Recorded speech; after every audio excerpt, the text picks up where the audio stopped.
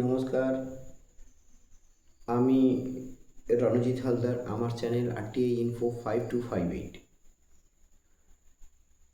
আপনাদের সঙ্গে আমি আগেও বলেছিলাম, আপনাদের সঙ্গে এটা নিয়ে আলোচনা করেছিলাম যে আমাকে যে মিথ্যা কেস দেওয়া হয়েছিল, তার জন্য আমি BMH's সঙ্গে সাক্ষাৎকারের ব্যাপারটা আপনাদেরকে আগেও জানিয়েছিলাম। এবং আমি একটা প্রশ্ন রেখেছিলাম যে উনি কি আমাকে আমার সঙ্গে সাক্ষাৎ করতে ইচ্ছা করে করছেন না, নাকি কোনো বাহানা দিচ্ছেন, মানে কোনো কারণ করে মিটিং ফিটিং এই করছেন। তো আজকে বলি সত্যি কথাটা। ওনাকে আমি আবারও ফোন করেছিলাম। আবার ফোন করার পরে উনি আমাকে এটা বললেন যে আপনি সাক্ষাৎ করে কি করতে চান। আমি বললাম যে এই যে কোর্টের কাগজ আর আপনার মেডিকেল, যেটা আপনি RTI করে যে তথ্যটা দিয়েছেন, আমি যে RTI করেছিলাম যে তথ্যটা আপনি দিয়েছেন, তার ভিতরে অনেক গরমিল আছে।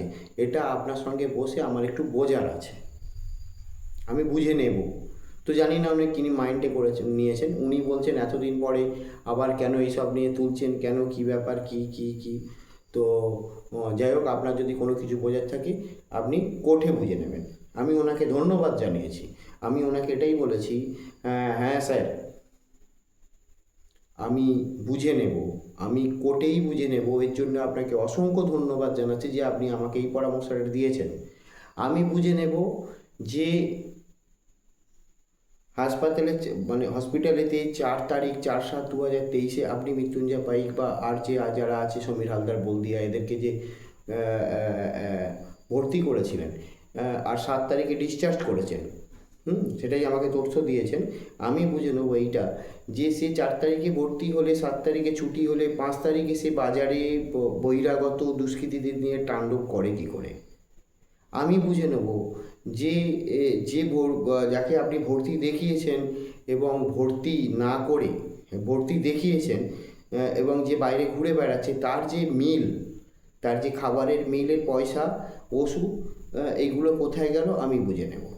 আমি বুঝে নেব যে আপনি নায়রাট হাসপাতাল থেকে মাত্র 3-4 কিলোমিটার দূরে লক্ষ্মীকান্তপুর মা কালী ফার্মেসিতে আপনি সপ্তাহে 3 দিন বসে, এবং মন্দির বাজারে সপ্তাহে 3 দিন বসে আপনি 250 টাকার বিনিময়ে কি করে BMHO হয়ে আপনি কি করে 250 টাকার বিনিময়ে রুগী দেখেন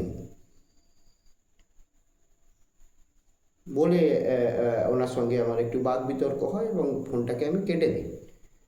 পরের দিন উনি কোনো লোকের মারফতে উনি আমাকে এটা বলেন যে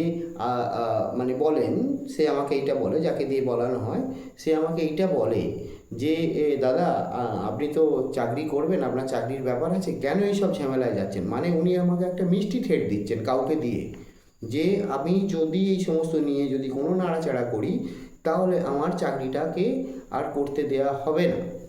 তো আমি ওনাকে জবাব দিলাম, যদি আমি চাকরি না করি তাহলে তো আমি এটা করতে পারি, কোনো লাভ হবে না আমাকে চাকরির মিষ্টি থ্রেট দিয়ে। পরবর্তীকালে আবার সে ফোন করে আমাকে বলে যে উনি বলেছেন যে উনি দেখাবেন, যে আমি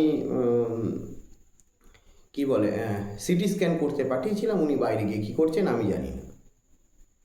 তো আমি এইটা বলতে চাই, যে লোকটা, আপনারা যদি ভিডিওটা দেখতেন, আমি পরে দেখাবো আপনাকে, ভিডিওটা যদি দেখেন, যে লোকটা কমসে কম 10 কিলোমিটার বেগে 10 কিলোমিটার স্পিডেতে মাধবপুর বাজারের ওপর থেকে 50 জন লোককে নিয়ে স্পিডে তাণ্ডব চালায়, সেই লোকটার কি সিটি স্ক্যান করার কোনো প্রয়োজন আছে? আমি এটা ওনাকে জিজ্ঞেস করেছিলাম যে উনি কি ডাক্তার নাকি অন্য কিছু। যদি উনি ডাক্তার হতেন তাহলে এই রুগীর কিন্তু সিটি স্ক্যান করাতে পাঠানো উচিত না বলে মনে করি। যাই হোক, আমি এই পর্যন্তই আজকে আপনাদেরকে এটা জানালাম। পরবর্তী টাইমে আমি আবার কী স্টেপ নেব, আমাকে কি কোর্টে যাওয়া উচিত, আমাকে কি ওই BMH'ের বিরুদ্ধে কোর্ট থেকে স্টেপ নেওয়া উচিত, যদি উচিত বলে মনে করেন তাহলে আমাকে কমেন্টে একবার লিখে জানাবেন।